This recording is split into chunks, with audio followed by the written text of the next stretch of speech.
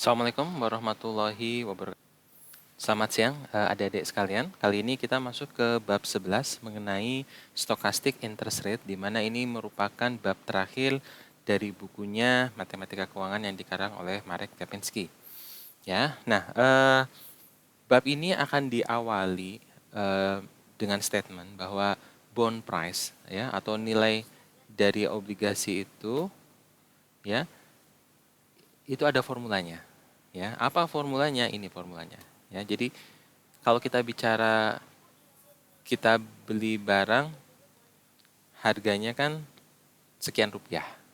Ya, beli motor 5 juta, harga motor tuh 5 juta. Tapi kalau harga dari obligasi ya, itu ditentukan dengan yield-nya. Ya.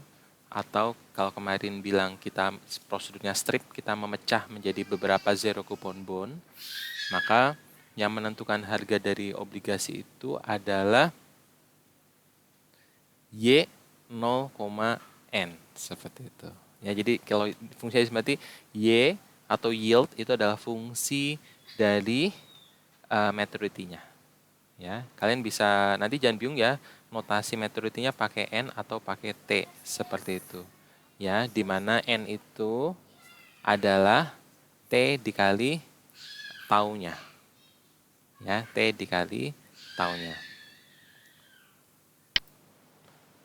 Oke, jadi kalau kita sudah bisa menghitung harga dari sebuah obligasi atau bond price yang notasinya itu B dalam kurung ya 0,N gitu ya, atau T kecil, T besar, maka nanti kita akan bisa menentukan forward rate-nya berapa dan short rate-nya itu berapa ya. Jadi nanti kalian jangan bingung ya, bond price itu dinotasikan dalam satuan persentase yaitu yield. Nah, di mana yield ini ya bisa ekuivalen dengan yang namanya forward rates. Nah, forward rates itu nanti ada macam-macam ya, ada beberapa forward rates. Nah, forward rate dengan 0,0 itu kita katakan short rate. Ya. Kemudian ini adalah perbedaan antara obligasi dengan saham. Kalau saham itu kan merupakan fungsi dari waktu. Ya, jadi S dalam kurung T ya. Jadi function dari S dalam kurung T. Kemudian kita juga mengasumsikan stock price itu selalu random. Nah, ini agak berbeda sama obligasi. Kenapa? Karena obligasi itu merupakan fungsi dari time and maturity. Ya, makanya variabelnya 2, B, ya, running time dan notasinya N kecil dan maturity atau N besar. Ya. Kemudian gara-gara itu, maka nilai dari obligasi itu sangat tergantung kepada initial term structure atau Y 0,1. Ya, Y yield one step. Seperti itu ya. Kenapa perlu Y 0,1? Karena tadi prosedur strip kita memecah obligasi kupon ke dalam beberapa zero coupon bond. Ya. Nah, karena bond ini kalau kita asumsikan held to maturity, maka bond price itu non-random at maturity. Ya, mungkin di antara ya. Jadi kalau kita close investment prior to maturity itu akan random ya. Tapi ketika kita hold to maturity, maka bond price itu not random, tidak lagi random atau kita katakan deterministic. Seperti itu, ya. Nah, statement yang keempat adalah ternyata bond with similar maturity dia akan punya karakteristik yang mirip-mirip. Karakteristiknya apa? Yield-nya. Jadi yield-nya ini akan mirip-mirip. Nah, untuk memahami bab 11 ini, maka kita akan mulai dengan konsep binomial tree model yang sudah pernah kita bahas di bab 3. Ya. Apa beberapa hal yang perlu kalian ingat? Yang pertama, probability dan return itu will depend on the position in the tree. Nah, ini agak beda dengan bab 3. Kenapa? Kalau bab 3 kan probability cuma 2, up sama down. Untuk for each step. Jadi mau step 1, step 2, step 3, mau periode 1, 2, 3, atau sampai N, probability akan tetap sama. U dan D. U itu up, D itu down. Nah, dalam bab 11 ini, binomial tree-nya ini agak sedikit direvisi. Jadi up-nya ini, ya mungkin sama-sama up, tapi angkanya beda. Jadi mungkin saja up di T1 0,9, nanti up di T2 ya mungkin saja 0,7, up di T3 mungkin saja berbeda lagi. Ya, maka di sini dikatakan bahwa probability dan return itu depend on the position in the tree. Ya. Kemudian ada istilah namanya state. Ya, state. Nah, state ini adalah sum. Seperti kalau kita punya deret hitung ya, maka ada SN. Jadi U1 tambah U2, U3 itu adalah S3. S4 berarti U1, U2, U3 tambah U4 itu berarti S4. Ya, jadi S-state ini adalah notasi atau summation dari probability untuk up. Maka dikatakan state itu adalah finite sequence ya of consecutive up or down movement. Jadi kalau misalnya kita up 5 kali, nah berarti S5, S1 tambah S2 tambah S3, S4 tambah S5. Seperti itu ya. Tidak serta-merta ditambah ya probability, karena kan probability T1 tidak bisa kita tambahkan sekaligus ke T2 gitu. Ini hanya untuk notasi saja ya. Kemudian oleh karena itu state itu ya itu akan sangat bergantung ke berapa banyak jumlah step yang akan dilakukan. Seperti itu. Ya. Maka nanti akan ada beberapa notasi sequence dari U dan D untuk setiap step. Ya, ini contohnya di sini ya. Dan yang tadi saya contohkan, ini kan 0, ini kan 1. Ya, di sini kan probability up-nya 0,3, tapi di T1 probability up-nya 0,1. Ya, di T3 0,4. Nah, probability itu tidak bisa langsung kita tambah ya. Misalnya 0,3 tambah 0,1 tambah 0,4 jadi 0,8. Enggak, bukan seperti itu caranya, tapi probability itu dikalikan. Seperti itu, ya.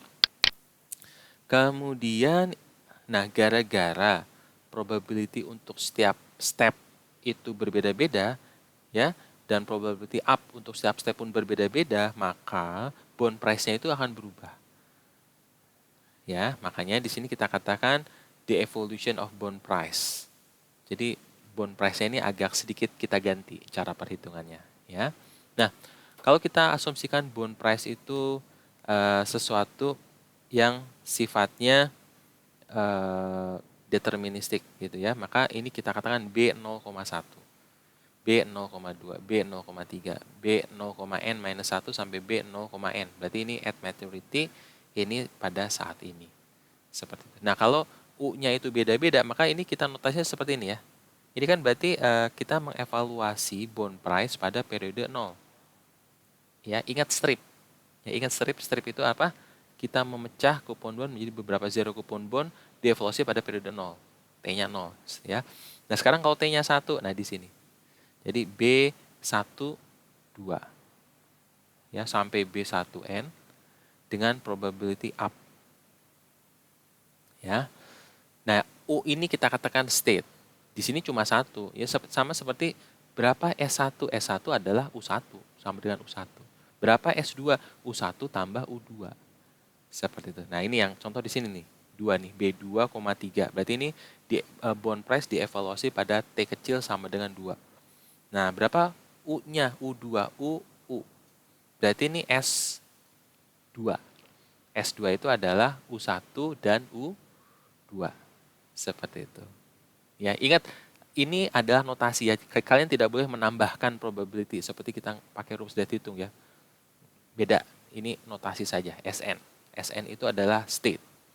Ya, state itu artinya apa? Probability. Ya. Nah, sekarang kalau tadi kita asumsinya deterministik, maka kita bisa mengasumsikan bond price itu sebagai sesuatu yang random. Ya, sebagai sesuatu yang random. Nah, jadi sekuensinya gimana? Sekuensinya itu decrease by 1.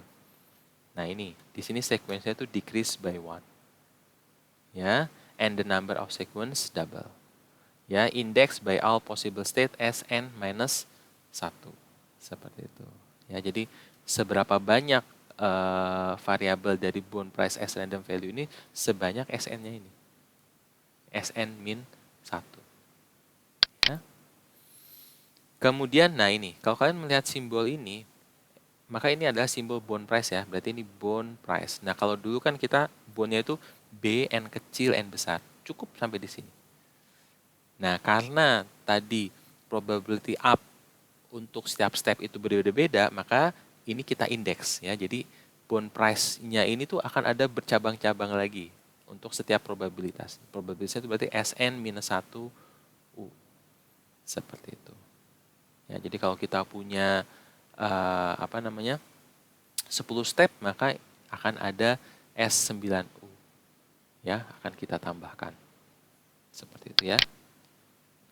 Literally bukan ditambahkan ya, tapi itu hanya notasi saja. Maaf ya, saya suka kelepasan. Nah, kemudian kalau kita bisa menghitung bond price, maka kita juga bisa menghitung return. Ingat ya, cara menghitung return itu kan percentage of change ya, S1 kurang S0 dibagi S0. Tapi kita juga bisa menghitung namanya logarithmic return. Logarithmic itu return itu berarti ln atau log S1 dibagi S0. Ya, jadi ini di sini ya, ln S1 dibagi S0. B, N besar, ini N-nya N besar, ya, sama B, N minus 1. Jadi ini beda satu step. Ya, dan ini dievaluasi untuk probability Sn minus 1 U. Seperti itu. Ya, ini kalau logarithmic return untuk yang up, ini untuk yang down. Nah, nanti kalau kita bentuk berapa expected return-nya, ya berarti nanti probability up dikalikan return yang atas ditambah 1 minus probability up atau D dikali probability yang bawah. Jadi nanti ini ditambahkan. Ingat, ini adalah probability yang atas maupun yang bawah. Ya. Jadi sama seperti kayak kita ngitung berapa expected return dari dadu, lemparan dadu. Berarti kan 1/6 kali 1, 1/6 kali 2, 1/6 kali 3. Nah, kan probability-nya 1/6. Itu uniform, sama untuk setiap kejadian. Nah, kalau di sini kita asumsikan probability-nya itu, kalau di bab 3 ya, cuma ada up sama down.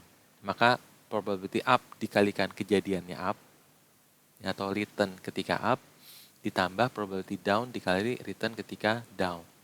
Nah, masalahnya di sekarang ini ketika kita bicara stokastik, maka up-nya ini menjadi sesuatu yang random, tidak lagi deterministik.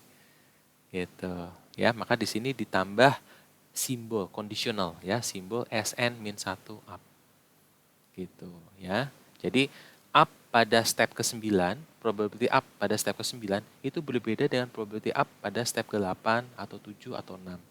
Ya. Jadi berbeda-beda untuk setiap up. Oke, ini sebagai contoh ya, ini sebagai contoh. Nah, kita punya angka yang sebelah kanan. Kita punya probability yang sebelah kanan. Ya, dari mana ngitungnya ini sudah dikasih dari soal. Ya, bisa nggak Pak kita ngitung angka ini sendiri masing-masing? Bisa kalau kita melakukan eksperimen atau percobaan. Nah, kalau dalam saham kan kita nggak mungkin coba-coba ya. Maka kita melakukan suatu prosedur yang namanya bootstrapping. Ya, nanti kalau di statistik ini ada di Bayesian seperti itu ya, Bayesian statistik. Nah, di sini kita bisa melihat ya, kalau ditanya berapa return, berarti K23, berarti return dari bond price dievaluasi antara periode 2 dan ketiga. Untuk UD, nah kita lihat UD dulu, mana ini UD ya. Nah ini kan UU, UD, DU, DD. Nah berarti UD itu yang ini kan. Ya, UD itu di sini.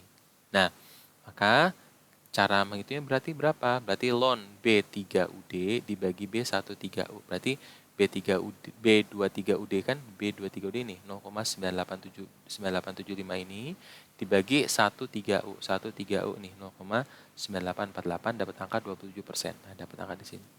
Berarti kalau saya ditanya log return dari 23UU ya, berarti angkanya adalah ini 99,05 dibagi 9848. Nah, kalau ditanya berapa return UU plus UD pada step kedua, nah berarti ini ditambahkan nih 0,58 tambah 0,27. Ya, kalau ditanya berapa expected return dari bond price pada T2, nah berarti yang T2 ini ditambahkan semua nih. Ya, expected return-nya. Ingat kalau udah bicara expected return, berarti probability-nya, ya, expected return-nya. Harus dikalikan dengan kejadiannya, seperti itu. Ini cuma buat ngingetin sama kalian ya, sebelum kita masuk ke instantaneous forward rate. Jadi mungkin kalian bingung, apa kaitannya bond price dengan forward rate? Ya, nah di sini ada contoh nih. Misalnya kita mau buka usaha, ya. Nah kita buka usaha kita kan perlu beli peralatan, ya. Untuk beli ini kan perlu uang, maka kita akan pinjem, seperti itu. Kapan pinjemnya gitu? Kita pinjemnya sekarang, ya. Kita pinjam sekarang, kemudian means to repay the loan another year. Ya. Nah, kemudian loan-nya itu apa? Loan-nya itu kita pakai fixed interest rate seperti itu. Ya, jadi ingat ya, kita pinjam uang selama 2 tahun. Ya, maka kita akan ngembaliin setelah 2 tahun fixed rate dengan bunga 9%. Ya, bunga 9%. Nah, kemudian pada T0 uang yang kita peroleh itu kita gunakan untuk membeli obligasi, ya, di mana obligasi itu kan setelah 1 tahun itu akan menghasilkan, dan itu kan pasti kan ya. Nah, ketika tahun pertama itu barulah uang yang hasil dari pencairan obligasi itu digunakan untuk membeli equipment. Seperti itu. Jadi ingat di sini ada 3 periode ya. Ada T0, T1, dan T2. Di T0 kita pinjam uang ke bank selama 2 tahun. Ya. Kemudian di T1, kemudian di uang hasil pinjam itu kita belikan obligasi.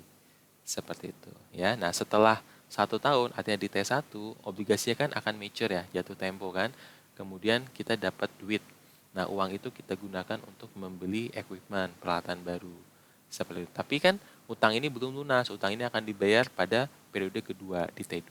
Seperti itu. Nah, ini kan agak ribet ya.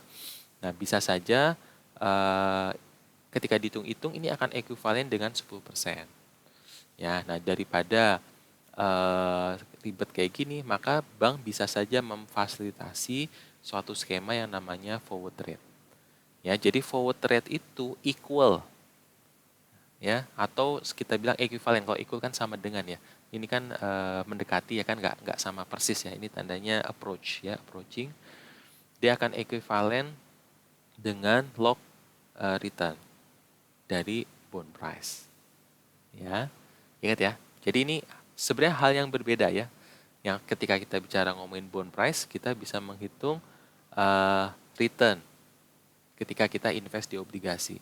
Nah, dari sudut pandang perbankan, ya, kalau tadi kan sudut pandang investor ya, dari sudut pandang perbankan, perbankan bisa saja menawarkan yang namanya forward rates, gitu, yang ekuivalen dengan strateginya para investor. Nah, forward rate itu ada banyak ya, maka kita sebut instantaneous forward rate. Instantaneous itu artinya apa? Forward rate untuk setiap periode. Nah, ini kan periode 00, 01, 02 ya, sampai 0n-1. Ya, maka dikatakan instantaneous forward rate, dan ini nanti sifatnya akan random, simbolnya seperti ini ya. R dalam kurung 0. Jadi kalau kalian melihat R dalam kurung 0, ini adalah instantaneous forward rate yang sifatnya random. Tapi kalau kita angka simbolnya F 0,0, maka dikatakan ini forward rate yang sifatnya deterministik. Ya. Pak, apa bedanya random sama deterministik? Ini hanya perbedaan asumsi saja. Seperti itu. Tapi agar tidak terjadi arbitrase, maka ini harus sama dengan. Kalau tidak sama dengan, maka mungkin terjadi arbitrase. Artinya orang menjual dan membeli suatu sekuritas pada saat yang bersama dan mendapatkan profit dari perbuatan tersebut. Ya. Nah, ini mulai dari yang atas dulu ya, random evolution of forward rate. Jadi kalau kita punya BN, N besar, berarti ini kan bond price ya, bond price pada yang dievolusi pada periode N kecil. Itu akan sama dengan ya BN, M dikalikan E minus, artinya nilai diskonto satu periode sebelumnya. Maka dikatakan N minus M.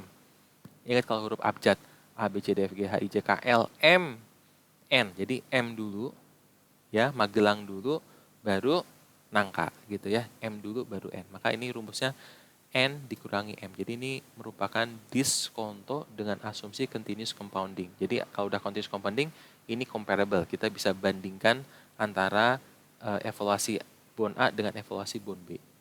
Ya, itu gunanya continuous compounding. Comparability-nya terjaga. Nah, ketika kita sudah tahu bond price-nya, tadi kita bisa menghitung yang namanya log return. Nah, log return itu kan berarti loan B dibagi loan BN, M periode sebelumnya. Ini kan namanya log return. Pak, kok dibagi dengan tau? Nah, kan kita tahu tau itu kan artinya berapa kali pembayaran bunga dalam setahun. Seperti itu. Kalau pembayaran bunganya setahun 2 kali kan berarti 1/2. Nah, berarti nanti ini akan dikalikan kedua. Berarti forward rate di sini ini satuannya adalah annual ya, forward rate-nya. Seperti itu ya. Tergantung kita memahami tau itu seperti apa ya. Kalau kalian memahami taunya itu 1/12, maka ini akan jadi annual. Tapi kalau kalian memahami taunya ini 12, maka forward rate-nya ini adalah sebagai N, sesuai periodenya. Sesuai tau, sesuai periodenya. Jadi, kemarin sempat ada pertanyaan, Pak, kok taunya kebolak-balik? Tau itu yang benar 1/12 atau 12, seperti itu. Nah, di buku ini memang kalau saya menafsirkannya itu agak sedikit tidak konsisten seperti itu. Cuma yang penting saya tekankan adalah ketika kalian menghitung tahunnya di sini adalah 1/12, maka forward rate-nya di sini adalah annual. Dan sebaliknya kalau kalian mengasumsikan tahunnya di sini adalah 12, maka F-nya ini adalah F bulanan, forward rate bulanan. Kalau tahunnya di sini 365, berarti ini F-nya adalah forward rate harian. Ya, jadi ingat ya, satuan forward rate di sini akan mengikuti satuan tahunnya di sini. Biar kalian nggak bingung. Ya. Nah, M ini kan bisa saja beberapa step sebelumnya. Tapi kalau kalian hitung one step sebelumnya, misalnya N-nya 10, M-nya 9. Berarti kan 10 kurang 9, 1. Maka jadi di bawah di sini rumusnya. Ya, nah jadi forward rate-nya itu rumusnya jadi yang paling bawah di sini nih. Ya, di mana forward rate itu adalah log return dari yang atas dibagi dengan taunya. Ya, di mana T itu sama dengan tau dikali N. Nah, berarti tau itu apa? T dibagi N. Seperti itu. T itu satuannya tahun, N itu artinya number of period. Seperti itu ya. Jadi kalau misalnya T-nya 10, ternyata N-nya 120, berarti 10/120 atau 1/12, atau tahunnya adalah 1/12 atau bulanan. Seperti itu ya. Nah, kalau tadi kita bicara forward rate, ada juga istilah namanya short rate. Apa itu short rate? Short rate itu adalah instantaneous forward rate yang paling awal di sini nih. Nah, ini ya. F0,0 ini adalah short rate. Jadi short rate itu adalah bagian dari forward rate yang paling awal. Jadi jangan bingung ya. Ini adalah short rate di sini. Nah, short rate ini tadi ya, kita bisa asumsikan random, yang kiri simbolnya R dalam kurung N. Nah, ini conditional on SN. SN ini itu kan state. Ya, state itu apa? Berapa kali suatu obligasi up, yield-nya up gitu ya, pada probability tertentu. Ya. Kemudian ada juga istilah namanya money market. Money market itu apa sih? Nah, jadi ketika kita bicara obligasi, harga dari sebuah obligasi itu kan yield. Ya kan ya? Yield. Ketika kita mencari tahu berapa value dari portofolio kita, maka value itu kan rumusnya adalah E pangkat R dikali T. Nah, berarti artinya money market account ini kita bicara, ini tandanya positif ya. Kalau positif berarti kita bicara future price, future value. Maka di sini simbolnya AN. Berarti A ini, ingat A itu adalah simbol dari obligasi. Berarti nilai dari obligasi pada periode ke N itu adalah eksponen. Ya, eksponen R dikali T. R-nya ada nih, R-nya kita pakai R0. R-nya R0 nanti kita short rate-nya tadi. Jadi yang dipakai short rate-nya dikalikan tahunnya. Ya, berarti ini adalah A. Nah, kalau A0 itu sama dengan 1, ya, maka bisa kira-kira ya, AN ini lebih kecil atau lebih besar daripada A0. Nah, maka jawabannya apa? Tergantung kepada R-nya di sini. Tapi kan R-nya di sini kira-kira lebih besar atau lebih kecil dari 1? Kalau R-nya lebih kecil daripada 1, maka R-nya makin besar, A-nya makin kecil. Kalau saya salah, tolong dikoreksi ya, seperti itu. Kemudian, nah ini rumusnya ya, money market account A1. Jadi A1 itu berarti satu step dari 0 di sini. Ya. Nah, berarti kalau money market account A2, maka expected return E pangkat, mohon maaf bukan expected return ya, eksponen itu artinya ini rumus di Excel ya. Itu berarti EXP itu E pangkat X gitu. X-nya adalah tau. Jadi E pangkat X. E pangkat tau dalam kurung R0 ditambah R1. Seperti itu. Ya. Kemudian sekarang kita ngomongin yang namanya arbitrage. Ya, arbitrage. Jadi kalau arbitrage itu kan kita akan membandingkan ya berapa bond price dibandingkan dengan money market proses. Ya, seperti itu. Jadi dibandingkan apakah sama atau berbeda. Nah, ketika itu berbeda bisa saja terjadi arbitrase. Ya. Nih, contohnya di sini ya. Contohnya adalah kalau misalnya to value money market account A0 sama dengan 1, A1 sama dengan 1,01. Ini kan berarti money market account. Ya, nilai obligasi di pasar uang seperti itu ya. Contoh misalnya kalau kita menggunakan uang hasil meminjam misal seperti itu ya. Nah, ini adalah 1,01. Bagaimana kita membentuk portofolionya? Portofolio kan X, Y. Berarti kita beli X itu anggaplah saham, Y-nya itu berarti obligasi. Itu kalau dulu ya. Nah, kalau di sini berarti kita mengcombine. Ya, mengcombine. Kenapa? Kan tadi arbitrage. Berarti kalau X-nya itu kita beli, berarti Y-nya jual. Atau sebaliknya, kalau X-nya jual, berarti Y-nya adalah beli. Jadi XY ini dalam notasi sama-sama obligasi. Cuma yang satu beli, yang satu jual. Seperti itu. Ya. Nah, di sini kalian akan terlihat bahwa 0,9848 nih, 9848 ini ya, 1,2 U ya, ditambah 1,01 Y sama dengan 0,9948 ini. Ya, jadi kebayang ya, berarti ini ditambah one step return dari obligasi yang ini nih, 1,1 Y sama dengan 9,48. Nanti sama dengan di sini nih. Ya. 0,9808 ini ya ditambah 1,01 Y itu sama dengan yang atasnya. 0,9907. Seperti itu. Nah, di sini kan bisa melihat ya, B1,2 sama B1,3, ternyata B1,2 itu lebih besar kalau R-nya lebih kecil daripada 0. Statement saya yang tadi tolong dikoreksi kalau saya salah. Ya.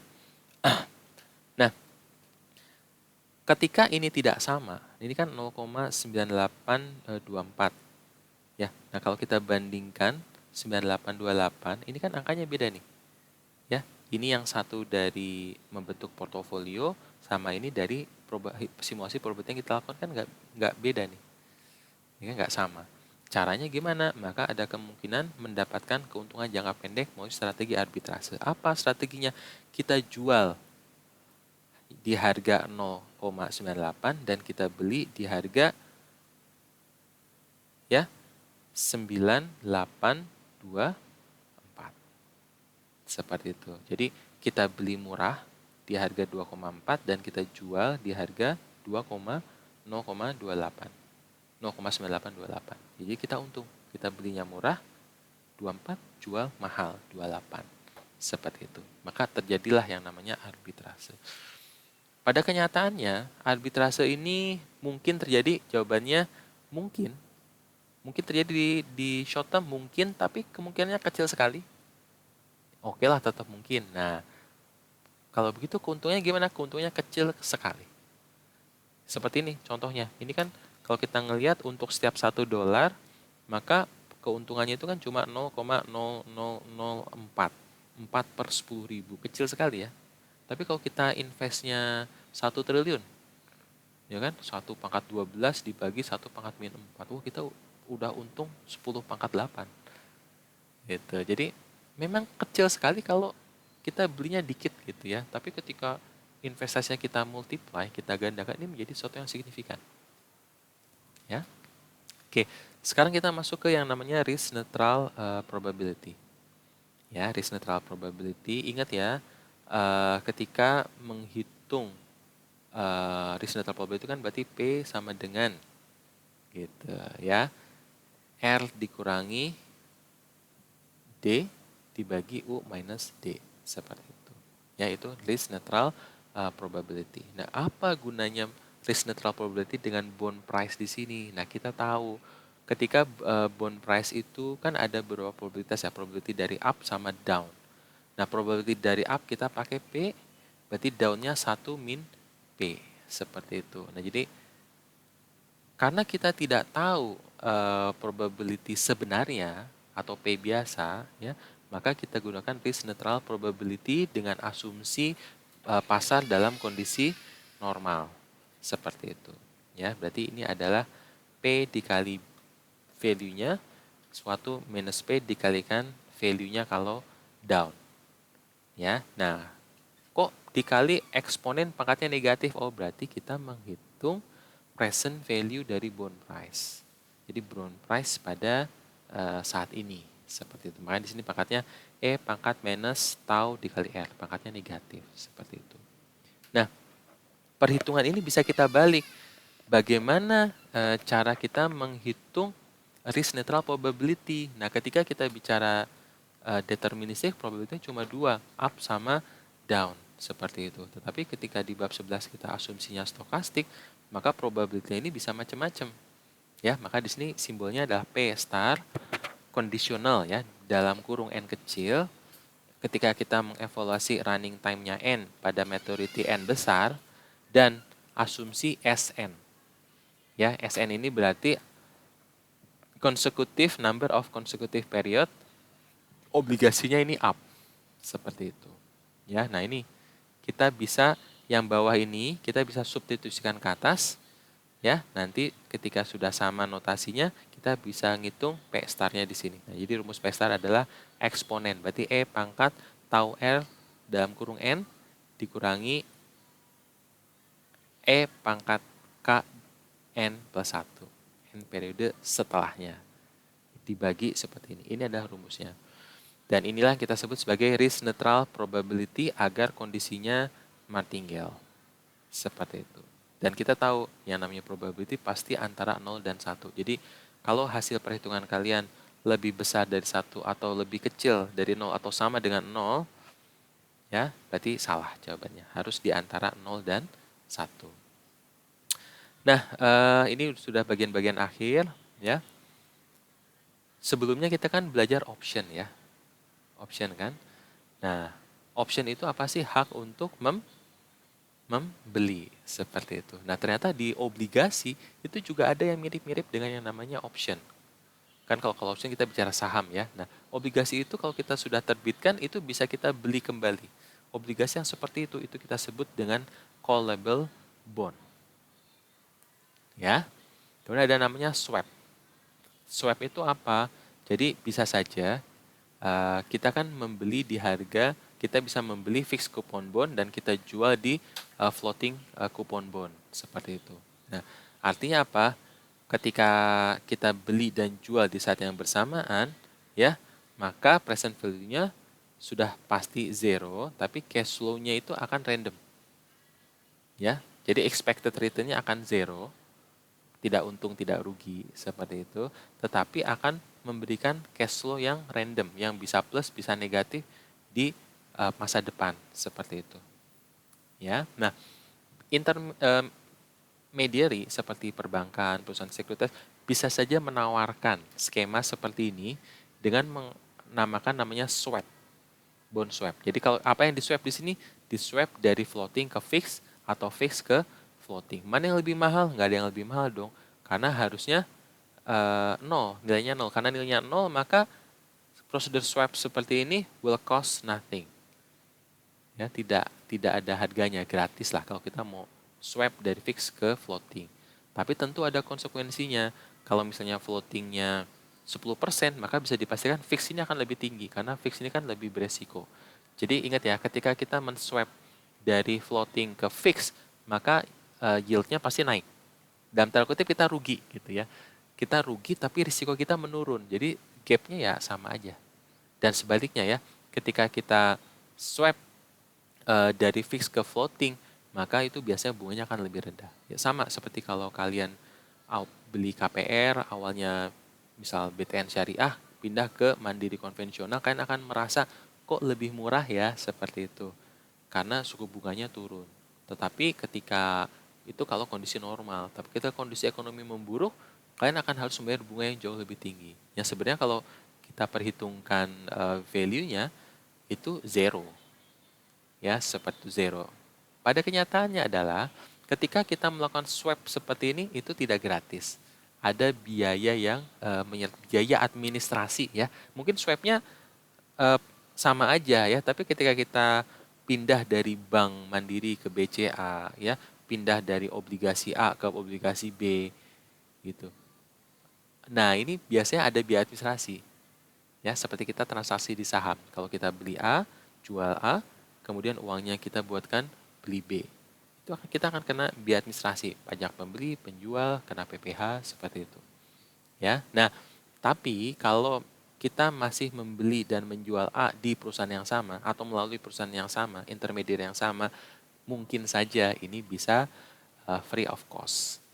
Kayak gitu. Jadi tolong digarisbawahi ya, will cost nothing ini kalau menurut saya ini dalam kondisi kalau obligasinya masih sama dan kalau masih melalui intermediary yang sama. Tapi kalau udah beda intermediary, saya yakin pasti ada biayanya. Ya.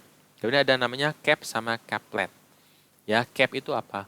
Di bab 10 kan kita sudah bicara variable interest rate. Nah, variable interest rate itu kan diasumsikan berubah, tetapi masih deterministik. Nah, ketika berubah ini atau kita sebut variable interest rate itu kita sebut floating interest rate, itu di cap, bisa dikasih batas tertinggi dan batas terbawah. Ya, jadi ketika melewati batas tertinggi nggak boleh, harus maksimum di batas tertingginya.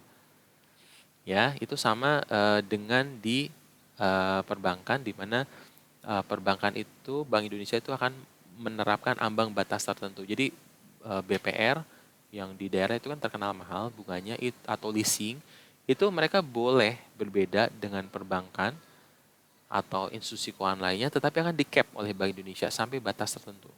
Jadi misal plus 3%, minus 3%. Nggak boleh lebih atau kurang dari itu. Untuk menjaga fairness ya, persaingan yang fairness di antara pelaku usaha. Kemudian juga ada istilah namanya couplet. Nah, kalau couplet artinya cap itu nggak selamanya. Cap itu hanya untuk periode tertentu. Ya, demikian penjelasannya. Terima kasih.